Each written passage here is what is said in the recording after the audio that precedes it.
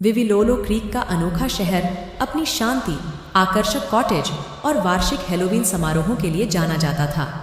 हालांकि एक जगह थी जिसने शहर की खुशहाल भावना पर एक लंबी छाया डाली। शहर के बाहरी इलाके में परित्यक्त विक्टोरियन हवेली।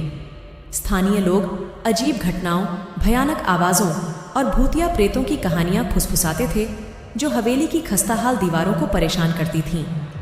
एक मनहूस हैलोवीन रात दोस्तों के एक समूह ने मौसम की भावना से उत्साहित होकर हवेली में उद्यम करने का फैसला किया। वहां एलेक्स था, साहसी व्यक्ति जो हमेशा रोमांच के लिए उत्सुक रहता था। सारा, संशयवादी जो संदेह की स्वस्थ खुराक के साथ अलौकिक के पास पहुंची। और बेन, सतर्क व्यक्ति जो किनारे पर रहना पसंद करता था। जैसे जैसे वे हवेली के पास पहुंचे, हवा काफ़ी ठंडी हो गई और हवा में एक बेचैन करने वाली ठंड लग रही थी। हवेली उनके ऊपर मंडरा रही थी। उसकी छाया चांदनी आकाश के बिल्कुल विपरीत थी। खिड़कियां अंधेरी और खाली थीं और सन्नाटा केवल प्राचीन संरचना की कभी कभार होने वाली चरमराहट से टूटता था। अशुभ माहौल से घबराए बिना उन्होंने भारी ओक के दरवाजे को धक्का देकर खोल दिया। उसके जंग लगे कब्जे विरोध में कराह रहे थे। हवेली का आंतरिक भाग अंधेरे में डूबा हुआ था। प्रकाश का एकमात्र स्रोत उनकी टॉर्च की हल्की चमक थी। धूल के कण अपनी घुसपैठ से परेशान होकर हवा में नाचने लगे।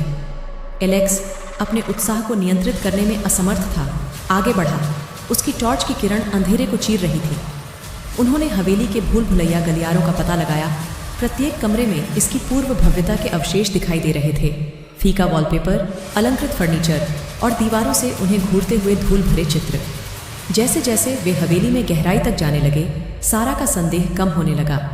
हवा काफी ठंडी हो गई और परछाइयों से अजीब आवाज़ें निकलने लगीं। फ्लोरबोर्ड की दूर की चरमराहट, फुसफुसाहट की हल्की गूंज।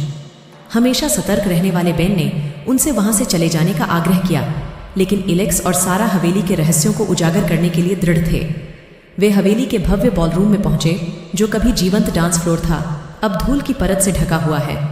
जैसे ही वे कमरे के बीच में खड़े हुए, अचानक हवा का झोंका कमरे में आया, जिससे झूमर बुरी तरह से हिलने लगे। उनके सामने एक भूतिया आभास प्रकट हुआ। एक बहते हुए सफ़ेद गाउन में एक महिला की पारदर्शी आकृति।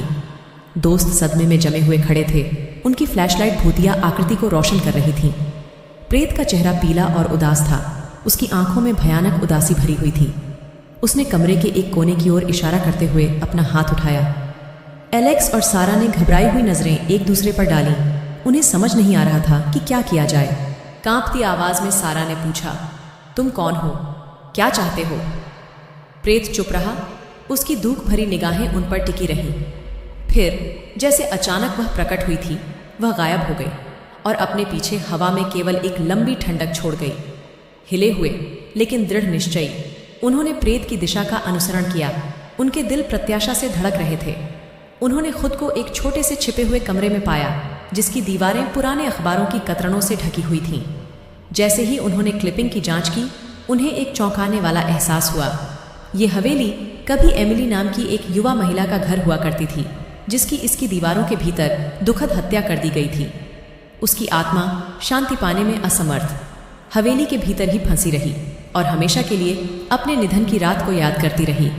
भावनाओं से अभिभूत होकर सारा ने घुसपैठ के लिए एमिली से माफ़ी मांगी और उसके दुखद भाग्य के प्रति सहानुभूति व्यक्त की। मानो सारा के शब्दों से प्रभावित होकर एमिली का वर्णक्रमीय रूप फिर से प्रकट हो गया। उसकी अभिव्यक्ति नरम हो गई। उसने धीरे से सिर हिलाया, मानो उनकी समझ को स्वीकार कर रही हो। अचानक एक गर्म चमक कमरे में भर गई, जिसने अंधेरे और ठंड को दूर कर दिया। एमिली का रूप फीका पड़ने लगा। उसकी दुख भरी अभिव्यक्ति की जगह शांत मुस्कान ने ले ली। उसने आखिरी बार अपना हाथ उठाया और जैसे ही उसका रूप पूरी तरह से गायब हो गया, कमरा शांति की अनुभूति से भर गया। एलेक्स, सारा और बेन हवेली से बाहर निकले। उनके दिल राहत और विस्मय के मिश्रण से भर गए। उन्होंने अपने डर का सामना किया, हवेली के भयावह अतीत का सामना किया और एक बेचैन आत्मा को शांति पाने में मदद की। जैसे ही वे चले गए, उन्होंने विलो क्रीक के भूले हुए भूत एमिली के साथ अपनी मुलाकात को कभी नहीं भूलने की कसम खाई।